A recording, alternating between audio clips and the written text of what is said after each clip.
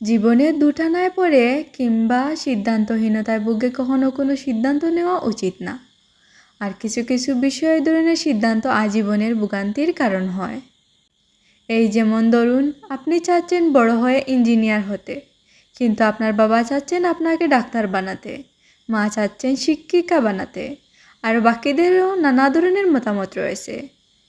এখন আপনার সমস্যা হলো আপনি ঠিক কোন দিকে যাবেন। আমি বলবো কি, এমন পরিস্থিতিতে নিজের মনের কথা শোনা উচিত। দুটানায় পড়ে কখনো সিদ্ধান্ত নেওয়া উচিত না, কারণ জীবনে কিছু কিছু বিষয় চাইলেই হুট করে পরিবর্তন করা যায় না। আর যেসব বিষয় একবার ঠিক হয়ে গেলে আর পরিবর্তন করা যায় না, সেসব ক্ষেত্রে এক কদম পা ফেলতেও অনেক ভেবেচিন্তে ফেলতে হয়।